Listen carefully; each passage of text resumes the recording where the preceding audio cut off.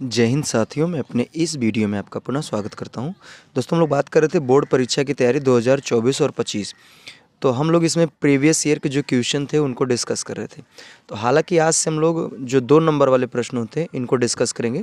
तो 2 नंबर वाले जो प्रश्न होते हैं उनमें से 5 प्रश्नों को डिस्कस करेंगे और 2 नंबर वालों का ये हमारा पहला पार्ट होगा। हालांकि इसके भी जैसे हमने 1 नंबर वाले जो बहुविकल्पी और अतिलघुत्तरीय प्रश्न थे उनके 5 वीडियो अवेलेबल किए हैं आपके लिए। सेम उसी तरीके से 2 नंबर वाले भी हम लोग 5 लगभग वीडियो को डिस्कस करेंगे।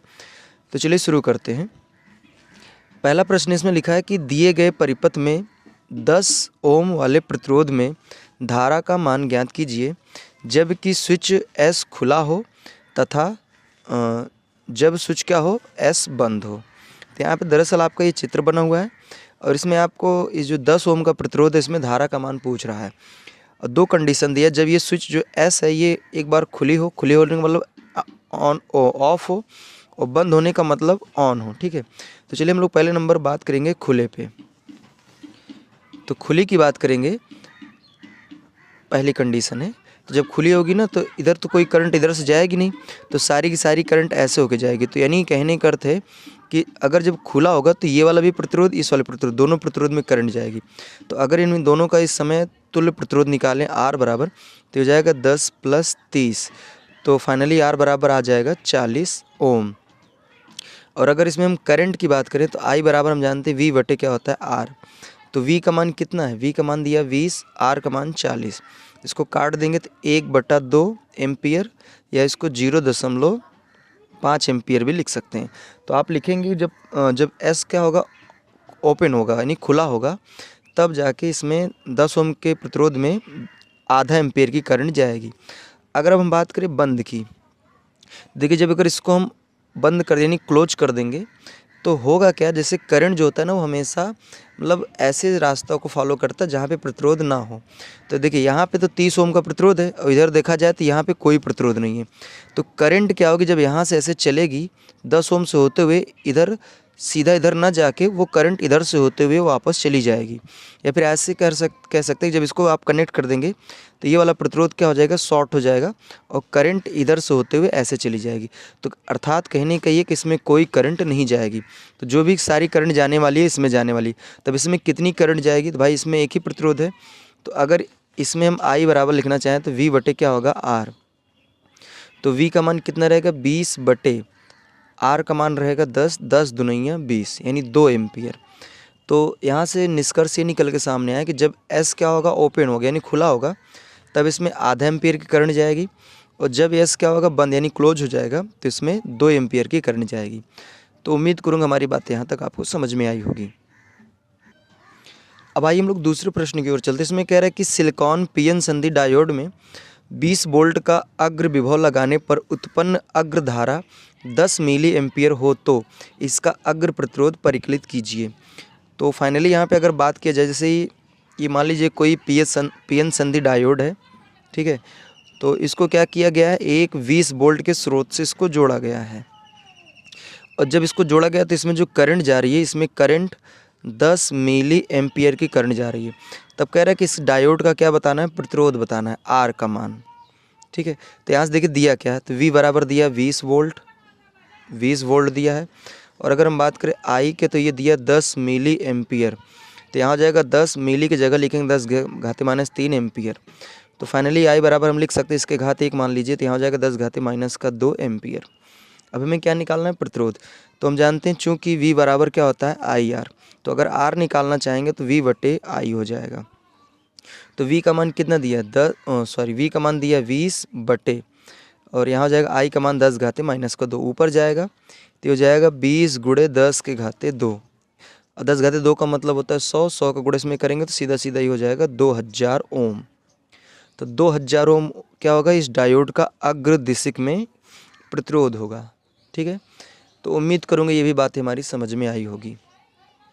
अब आइए हम लोग तीसरे प्रश्न की ओर चलते हैं। इसमें कह रहा है कि ट्रांसफार्मर के कार्यकारी सिद्धांत लिखिए तथा ट्रांसफार्मर में होने वाली 2 हानियों का उल्लेख कीजिए। तो देखिए ट्रांसफार्मर की हम बात करें अगर सिद्धांत की, तो सबसे पहले हम इसकी परिभाषा की बात करते हैं। तो ट्रांसफार्मर की परिभाषा होती है कि ट्रांसफार्मर एक स्थैतिक युक्ति है जो निम्न बोल्टता को उच्च बोल्टता में और उच्च बोल्टता को निम्न बोल्टता में रूपांतरण करने का कार्य करती है। ठीक है, ये होता है ट्रांसफार्मर की परिभाषा।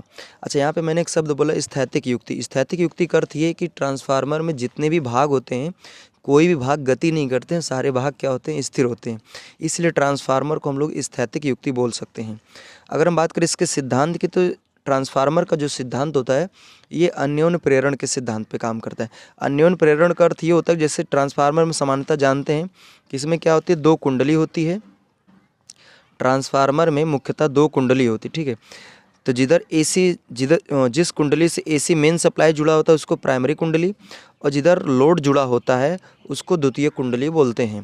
तो यहाँ पे होता क्या है कि एक कुंडली की वजह से दूसरे कुंडली में बिजली को उत्पन्न किया जाता है, और एक कुंडली से दूसरे कुंडली में बिजली को उत्पन्न करना ही अन्योन्य प्रेरण कहलाता है। तो ट्रांसफार्मर में भी कुछ ऐसा ही होता है। तो इसलिए इसको हम कह सकते हैं कि ट्रांसफार्मर अन्योन्य प्रेरण के सिद्धांत पर काम करता है। अगर हम बात करें इसकी हानियों की, तो इसमें हालांकि कई हानियाँ होती हैं। तो इसमें मैं आपको इसमें 2 हानियों के लिए बोला है, तो मैं एक बता दे रहा हूँ। ताम्र हानियाँ क्या होता है, ताम्र हानियाँ, और एक होता है चुंबकीय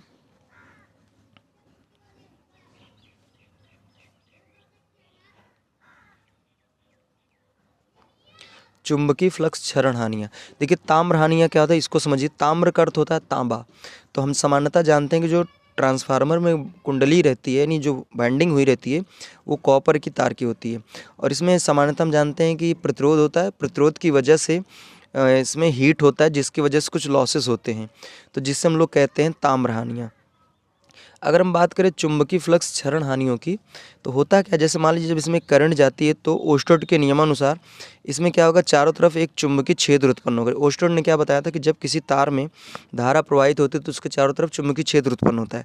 तो इसके भी चारों तरफ क्या होगा, चुंबकीय क्षेत्र उत्पन्न होगा। तो जो चुंबकीय क्षेत्र या जो चुंबकीय बल रेखाएं इधर जाएंगी, वही जाकर द्वितीय कुंडली से संपर्कित होकर वही बिजली को पैदा करेंगी, और जो चुंबकीय बल रेखाएं इस तरफ आएंगी वो द्वितीय कुंडली से संपर्कित नहीं होंगी और इसमें बिजली नहीं उत्पन्न करेंगी। तो कहने का अर्थ सीधा सीधा सा यह है कि यहाँ पे जो इधर चुंबकीय बल रेखाएं चली आई हैं वो क्या हुई, हमारी खराब होगी। खराब होने का अर्थ ये है कि द्वितीय कुंडली की तरफ गई ही नहीं, जब द्वितीय की तरफ जाएंगी नहीं तो यहाँ बिजली बनेगी नहीं। तो इसीलिए आप लोग पढ़े होंगे कि ट्रांसफार्मर की जो दक्षता होती है वो कभी 100% नहीं होती। 100% ना होने का कारण ये है क्योंकि जो ट्रांसफार्मर में जो चुंबकीय फ्लक्स होता है वो पूरी तरीके से द्वितीय कुंडली में नहीं जा पाता है।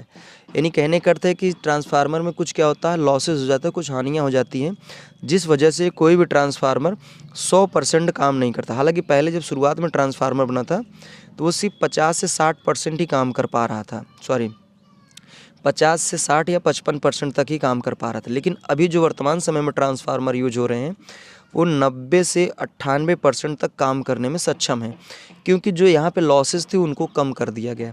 तो जिस वजह से वो 90 से 98% काम करने में वो क्या है, अवेलेबल हो चुके हैं। तो ये उम्मीद करूँगा यहाँ तक बातें हमारी क्लियर हुई होगी। आइए अब हम लोग अगले प्रश्न की ओर चलते हैं। इसमें कह रहा है कि विद्युत फ्लक्स को परिभाषित कीजिए, धनात्मक तथा ऋणात्मक फ्लक्स से क्या अभिप्राय है, इसके बारे में भी बताइए। तो देखिए विद्युत फ्लक्स होता क्या है, जैसे मान लीजिए सपोज दैट ये कोई चुंबकीय क्षेत्र है, चुंबकीय क्षेत्र नहीं, विद्युत क्षेत्र। अगर इस विद्युत क्षेत्र में हम किसी ऐसे पृष्ठ एक काल्पनिक पृष्ठ को रख दें, यानी मान लेते हैं कि कोई काल्पनिक पृष्ठ है, ठीक है, तो इस काल्पनिक पृष्ठ से जितनी जितनी विद्युत बल रेखाएं क्रॉस करेंगी उन्हीं के माप को ही हम लोग कहते हैं विद्युत फ्लक्स। तो विद्युत फ्लक्स की अगर परिभाषा की बात करें तो आप इसकी परिभाषा ऐसे बोलेंगे कि चुंबकीय क्षेत्र में स्थित किसी काल्पनिक पृष्ठ से होकर गुजरने वाले कुल विद्युत बल रेखाओं की जो संख्या की माप होती है उसी को हम लोग विद्युत फ्लक्स बोलते हैं। और सामान्यतः जो विद्युत फ्लक्स होता है इसको फाई ई से प्रदर्शित करते हैं, और इसका सूत्र होता है ई कॉस थीटा। जहाँ पे अगर बात करें ई का अर्थ है विद्युत क्षेत्र, ए है क्षेत्रफल सदिश, और यहाँ बात करें अगर थीटा की तो थीटा का मतलब है विद्युत क्षेत्र और क्षेत्रफल सदिश की दिशा के बीच बना कोण होता है। और अगर बात करें कैसी राशि होती है, तो जो विद्युत फ्लक्स होता है ये क्या है, एक अदिश राशि होती है। अगर हम इसके मात्रक की बात करें तो देखिए विद्युत क्षेत्र का मात्रक होता है न्यूटन बटे कूलाम और क्षेत्रफल का मात्रक होता है मीटर स्क्वायर। तो यहाँ से हम लिख सकते हैं न्यूटन मीटर स्क्वायर बटे कूलाम। तो इसका यह मात्रक होता है। बी में भी इसकी आप निकाल सकते हैं। अब यहाँ पे धनात्मक और ऋणात्मक फ्लक्स से क्या अभिप्राय है इसके बारे में भी बताना है। तो ध्यान देना, देखिए जैसे मान लीजिए ये कोई काल्पनिक पृष्ठ है, ठीक है। तो इस काल्पनिक पृष्ठ से क्या है, मतलब बहुत सारी विद्युत बल रेखाएं क्या कर रही हैं, क्रॉस कर रही हैं, ठीक है। तो देखिए यहाँ पे ध्यान देना है, देखिए जो यहाँ पे विद्युत बल रेखाएं प्रवेश करेंगी इस तल के, उसको हम लोग कहेंगे ऋणात्मक फ्लक्स। और जो यहाँ से निर्गत होंगी, निर्गत होने का जो यहाँ से निकल के बाहर जाएंगी, उनको धनात्मक फ्लक्स बोलेंगे।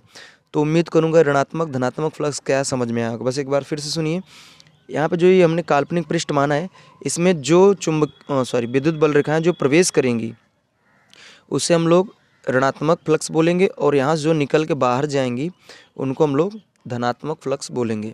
तो उम्मीद करूँगा हमारी बातें यहाँ आपको समझ में आ गई होगी।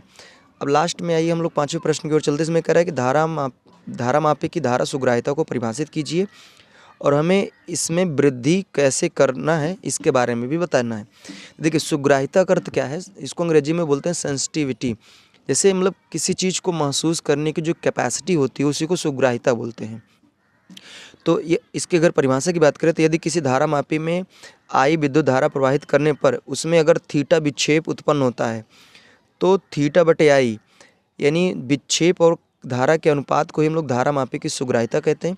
इसको एसआई से प्रदर्शित किया जाता है, ठीक है।